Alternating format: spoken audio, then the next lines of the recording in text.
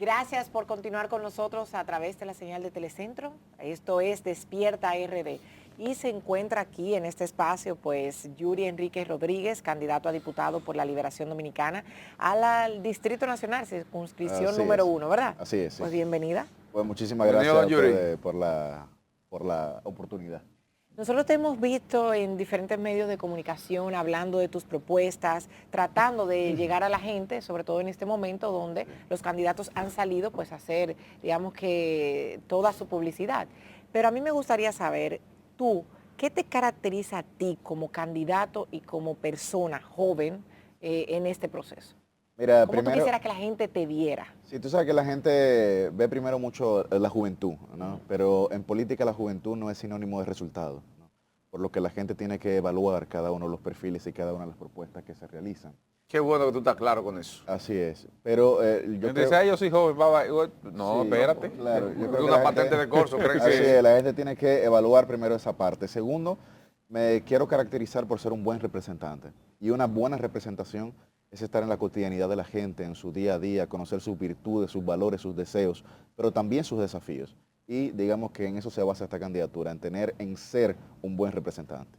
Bueno, Yuri, me gustaría conocer con qué propuestas llegas a esta etapa del proceso para que la gente conozca un poco qué haría Yuri en el Congreso en caso de que termine siendo electo diputado en la demarcación que corres. Y bueno, de entrada si tienes, porque aquí hemos tenido precandidatos que dicen, no, yo no tengo ningún proyecto de ley. Mi tema es fiscalizar lo que ya está. Sí, Bueno, pero hay está uno que bien. dijo, ¿te acuerdas? Que dijo que el proyecto mío que queda en la historia es que yo quiero fiscalizar, representar, ¿y cuál es la otra de los diputados? Legislar. Y legislar. Él dijo que quería que eso quedara en la ¿Cómo historia. olvidarlo eso? Digo, pero azaroso, ¿cómo es que van a quedar eso en la historia? Eso estará Ay, actual. ponle nombre, ponle. Sí, aterriza. Bueno, estos Entonces, son los preceptos constitucionales, digamos, de las Pero facultades claro. que tiene un diputado, ¿no? O un ¿qué representante. es lo que menos lo hacen ellos? Así es, mira, con el tema de fiscalización, ya que ustedes lo mencionan, nosotros tenemos una propuesta muy importante, que es crear el primer mecanismo de evaluación legal en la República Dominicana. ¿De qué se trata esto? Cada vez que el Congreso de la República emana una ley, ¿verdad?, que evacúa una ley, no le da ningún tipo de seguimiento a la política pública en la que esa ley se convierte y que la institución, digamos, indicada ejecuta. Por ejemplo, nosotros tenemos una ley de movilidad y transporte terrestre que condiciona el día a día de la vida, que condiciona el día a día del dominicano, ¿verdad? Sobre todo el tránsito, que le resta paz, que le resta felicidad y que le resta calidad de vida al dominicano. Ahora bien, esa ley que es del año 2017, reciente, nosotros no sabemos en qué porcentaje está siendo aplicada. Entonces, yo como legislador tengo la responsabilidad de fiscalizar el propio trabajo que yo también hago. Entonces, ese primer mecanismo de evaluación legal lo que procura es medir para mejorar. ¿Por qué? Porque está en lo manual básico que lo que no se mide no mejora. Y entonces nosotros queremos implementar ese primer mecanismo de evaluación legal estandarizado. Segundo, el buque insignia de esta candidatura es el Plan Hostos, por Eugenio María de Hostos, el gran educador y el gran ciudadano de las Américas. Pero ¿de qué se trata el Plan Hostos? Primero, nosotros queremos retornar la moral y cívica a la currículum educativa en la República Dominicana. ¿Por qué? Porque las encuestas señalan algo básico, es que la principal preocupación de los dominicanos es la delincuencia, la inseguridad. Ahora bien, los principales actores delincuenciales de la República Dominicana oscilan entre los 15 y 25 años, jóvenes igual que yo. Pero yo le hago la siguiente pregunta, y se la hago a la gente también. ¿Qué ocurre en la vida de un joven o de una joven, de un niño que nace inocente, para que a los 15 años se convierta en un ente letal para la sociedad dominicana? ¿Tuvo que ver la policía en el desarrollo cognitivo, pedagógico y de valores de esa niña o de ese niño? ¿No? Son otras las instituciones que están llamadas, sobre todo las instituciones de corte social del Estado, junto con la institución de la familia, de asumir la responsabilidad y el liderazgo del desarrollo de esos jóvenes. Por eso cuando a mí me hablan de la reforma de la policía, muy bien, porque si se reforma la policía no van a desaparecer los actores delincuenciales. Entonces, ¿cuál es la raíz del problema? Entonces nosotros tenemos una sociedad en la que más de 506,000 jóvenes son ninis, los famosos que ni estudian ni trabajan, pero no son ninis porque ni estudian ni trabajan, son ninis, aunque no le guste a mi amigo Cristian, son ninis porque no tienen ni soluciones ni alternativas, ¿verdad? Como ya lo he mencionado en otros espacios. Entonces, con el caso de la juventud, queremos implementar el primer programa de pasantías remuneradas pagadas en la República Dominicana. No solamente porque los jóvenes tienen muchísimas dificultades para independizarse o emanciparse en nuestro país, sino también porque nosotros tenemos una educación profesionalizada, pero muy poco tecnificada. Por lo que esta experiencia también otorgaría no solamente experiencia profesional, pero también técnica a todos los jóvenes. Digamos que entre estas propuestas pudieran estar los principales ejes temáticos de esta candidatura. ¿Qué sí tiene propuesta, Cristian? La de la fiscalización me gusta, Yuri. Crear la ley y luego que se cree una comisión para fiscalizar esa ley, cómo se aplica y todo eso. Correcto, un método de evaluación legal, así es. Es extenso lo que tú estás planteando. Bueno, yo lo Porque que... si tú sales del Congreso como diputado, ¿a quién le quedaría la finalidad de estar como comisión y estar atento a la aplicación de esa ley? Bueno, es que... El proyecto lo dirá. Sí, es que hay una serie, el proyecto lo dirá, claro, porque es que la Cámara de Diputados, hay que recordar, está dividida en comisiones. Tiene una serie de comisiones que tienen que hacer un mayor esfuerzo en términos de fiscalización, porque es un mandato, como ya lo habíamos hablado, de un precepto constitucional. Y es verdad que puede ser extenso. Ahora, la propuesta es basada en que la República Dominicana es un país, increíblemente, aunque la gente no lo crea, jurídicamente bien normado. El problema es que no se cumplen las leyes. Entonces nosotros tenemos un problema bastante grave y tenemos que solucionarlo. Yo lo que estoy buscando es una solución al incumplimiento tradicional y constitucionario de las leyes. Porque, Porque por ejemplo, mira la situación que ocurre. El propio Tribunal Constitucional, que lo crea la ley 137-11, tiene en uno de sus articulados la creación de una comisión que le dé seguimiento a las sentencias evacuadas por ese tribunal. Pero el presidente del tribunal se queja de que no son aplicadas de 92, 88 no son aplicadas por el propio Estado. Entonces, esta comisión no está funcionando. Fíjate lo que te estoy diciendo. Y es una sentencia de un tribunal, el más alto de la Constitución, políticamente el más importante. Correcto, el más alto tribunal. Entonces, fíjate que el propio presidente se queja de que no se aplica. Entonces, la ley manda que se cree una comisión. Esa comisión no está creada para darle seguimiento a esa sentencia. Entonces, tu proyecto es interesante, pero es un proyecto que es infinito. Es infinito porque, fíjate, la ley 590 de la policía, con esa ley que tú estás planteando, deberá tener una comisión sobre su aplicación. Y que le diga al presidente de hoy, mire, se ha ejecutado con esa ley esto y esto. El Congreso, pero no hay. Bueno, lo que pasa es, Gilbert, que el Congreso tiene recursos. No sé si tú entiendes lo que te estoy explicando. Perfectamente, pero el Congreso utiliza recursos para muchas otras cosas que no responden ni tributan a la cotidianidad y a las necesidades de la ciudadanía. Esos recursos tienes que reorientarlos para que la ejecución de las leyes sean efectivas. Si eso no ocurre, entonces el Congreso no está haciendo su trabajo. Entonces, ¿cómo puede ser un trabajo infinito si yo me dedico, en términos de irresponsabilidad, a aprobar y a promulgar leyes de las que luego me voy a desentender? ¿Eso es una labor correcta por parte del Congreso de la República? Me parece que no. Entonces, los legisladores tienen que asumir su responsabilidad también. Tienen que asumir su responsabilidad porque ¿cómo pueden ser que hayan leyes que se promulguen y luego vayan al Tribunal Constitucional a ser desmembradas? No tiene los suficientes recursos el Congreso de la República como para poder acceder a técnicos legales y jurídicos suficientes para que eso no ocurra posteriormente a su promulgación. ¿Lo tiene la Cámara y el Congreso? ¿Lo tiene? Lo tiene. ¿Verdad que lo tiene? Entonces, esa es la responsabilidad social que tiene que asumir el Congreso frente a la ciudadanía. Y a eso es que yo voy a trabajar. Yuri, tú como abogado estás preparado para el área porque tienes maestría en ciencias políticas públicas. Sí. No solamente hablamos de un joven, por decir joven, sino también de una persona que está profesionalmente capacitada para esto. Pero estás en un partido político que no está en su mejor momento y sobre todo está en la oposición. ¿Cómo has podido tú o cómo vas a poder ahora en este inicio de campaña, pues sobrellevar esto con una proyección que inicia prácticamente en tu carrera política, pero con un partido político que atrae pues una reputación contraria quizás a la que tú quieres mostrar? Sí, primero hay que señalar algo. El Partido de la Liberación Dominicana es la estructura política mejor organizada y más grande de la República Dominicana, a nuestro entender. Y lo hemos demostrado históricamente. De hecho, a pesar de los embates sistemáticos que ha sufrido el PLD por parte del gobierno actual y de la gestión actual desde el año 2020, que para esta época hubiese sido nada más que un movimiento social, sigue siendo uno de los principales partidos políticos del sistema partidario de la República Dominicana. Bien, ahora, ¿cuál es la única condición en la que todos los seres humanos somos idénticos, somos iguales? No existe otra. La única condición en la que todos somos iguales es nuestra condición de imperfección, de imperfectos. Y es verdad que el Partido de la Liberación Dominicana, mi partido, cometió errores y yo trato de ser siempre un tipo lo más objetivo posible porque es lo que me puede garantizar la confianza social. Mi partido cometió errores. Ahora bien, hemos transitado un proceso de transición en el que yo soy el miembro más joven, por ejemplo, del Comité Central del Partido de la Liberación Dominicana y soy también el aspirante más joven en la circunscripción número 1. Soy la nueva cara, por así decirlo, del Partido de la Liberación Dominicana. Entonces es un partido que ha comenzado a dar oportunidades, que ha comenzado a renovarse.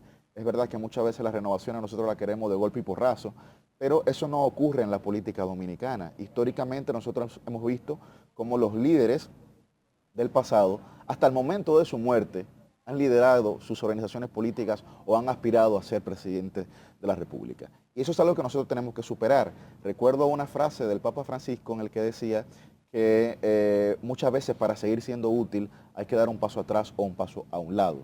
Yo creo que, y también como decía Churchill, el gran problema de nuestros hombres es que quieren ser importantes y no útiles. Entonces yo creo que en política llegó el momento en el que los hombres y mujeres experimentados del Partido de la República Dominicana que entiendan que se le debe dar un paso pues a la juventud preparada, formada, como tú muy bien has señalado, pues queden un paso al lado para que entonces el partido Yuri, pueda ha sido un buen paso lo de la alianza firmada por tu partido con dos partidos más. Yo creo que el PLD tiene que ir en alianza en los territorios y en los lugares que le sea conveniente, con las organizaciones políticas que le sea conveniente. Nosotros somos un partido que hemos estado abocados siempre a las alianzas y hemos ganado en el proceso del 50+1 desde que se aplicó también en alianzas. Solamente en el año 2016, por digamos el hito que ocurrió en ese año, pues si restábamos a los aliados, como quiera hubiésemos ganado en primera vuelta con el 50+1, pero eso no ocurre todos los días, por así decirlo. Entonces creo que es un paso, digamos que el tiempo será el juez de ese paso, ¿verdad? Y me dirá si el liderazgo político del Partido de la Liberación Dominicana tomó una decisión acertada o no. Yuri, Yo no me apresuraría. tomando eso como referencia, uno logra, digamos que, ver y descifrar cómo podría desenvolverse el escenario político partiendo de los hechos de hoy.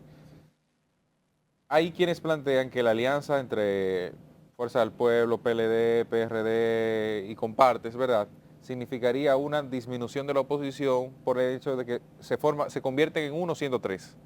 Hay otros que plantean todo lo contrario, que haya tres grupos opositores corriendo, cada cual por lograr su mayor propósito, significa una mejora para la oposición en sentido general y en su defecto un decrecimiento del Partido Revolucionario Moderno, que es actualmente gobierno. ¿En cuál de las dos visiones tú te inscribes más, partiendo de que también cada uno tiene su candidato presidencial? Ahí está Abel, ahí está Leonel y ahí está Miguel Vargas, pero sobre todo los dos primeros tienen una posibilidad mayor de alcanzar gobierno. Bueno, la política no es aritmética simple, ¿no? Tú no puedes 1+1+1 es igual a 3, ¿no? Digamos que sí es verdad que el conjunto o la conjunción, digamos, en espacios determinados geográficos, sí puede generar una fortaleza, porque la disgregación de votos, es decir, el fraccionamiento de los votos, puede generar que un alcalde, por ejemplo, que un director de un distrito municipal pierda unas elecciones por solo 10 votos, frente, digamos, al partido oficialista o al partido de gobierno, si va separado, que ocurrió, por ejemplo, en el año 2020. Muchos alcaldes que perdieron por una ínfima cantidad, digamos, de votos. Entonces yo creo que la oposición, mi partido, lo que está intentando es evitar que este tipo de casos que fueron muy frecuentes en el año 2020 no se repiten, no se reiteren. Por lo que vuelvo y digo que el tiempo dirá, porque sería muy especulativo de mi parte poder plantear, digamos, hacia futuro el resultado. Ahora, yo sí veo positivo de que esto ocurra en determinadas demarcaciones, que la propia historia electoral demuestra que si hubiese habido algún tipo de alianza entre esas fuerzas políticas que tú muy bien señalas, Cristian, pues la realidad hubiese sido otra. Y yo creo que la realidad puede ser otra de cara al 24. Yuri, perdón, Paola. Respecto a la alianza, me quiero quedar ahí. Ah, bueno. Adelante. Antes de cambiar el tema, respecto a la alianza, vimos ayer unas declaraciones de Charles Mariotti diciendo, que quisiéramos saber tu opinión, diciendo que el PLD pues no pretende apoyar a ciertos candidatos que son de la fuerza del pueblo. Mencionó Los tránsfugas. Exacto, él les llamó tránsfugas. Mencionó a Félix y otros más. Sí. ¿Qué opinas tú? Porque ya hay rumores y dicen, bueno, la gente empieza a decir, ya aquí hay debilidad, ya empiezan los problemas por los cuales se separaron. Entonces, ¿cuál es tu opinión? Primero resaltar que Charlie Mariotti, secretario general del Partido de la Liberación Dominicana, en sus cuentas oficiales de redes, me refiero en Twitter, en Instagram, pues remitió a todos los ciudadanos a ver completa la entrevista, y yo lo remito también, a que lo vean completa la entrevista. ¿Qué planteó él ahí? Para que vean los planteamientos que él realmente hace, ¿no?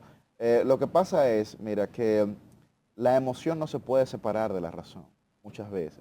Hay muchos militantes de partidos políticos que entienden que haber sido traicionados no representa, digamos, un voto de confianza renovado para quienes, digamos, perpetraron ese tipo de actuaciones. Y es normal, porque cuando usted traiciona la confianza, que es un intangible, pero es uno de los valores más grandes de la política, usted genera también crispación y resentimiento por parte de una militancia. Y eso el propio político tiene que entenderlo. No es una expresión de nuestro secretario general, es una expresión del ser humano, digamos, en sentido general. Y el político, insisto, debe ser el principal, persona que comprende esta realidad. Ahora bien, mi situación particular de Yuri, yo estoy en contra acérrimo del transfugismo. Y he sido, una de las personas que ha defendido que se varíen los métodos, legales que protejan a los partidos políticos que nominen candidaturas, como ocurre en otros países, como por ejemplo Brasil.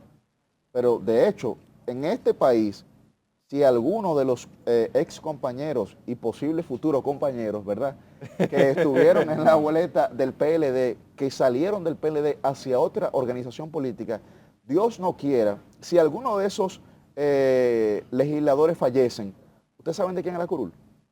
El partido que lo nominó, del PLD, aunque ellos hoy sean legisladores de otro partido. Jurídicamente está dicho. Sí, sí. Jurídicamente. Entonces, ¿cómo puede ser que eso siga ocurriendo? Por ejemplo, en Brasil las curules pertenecen a los partidos.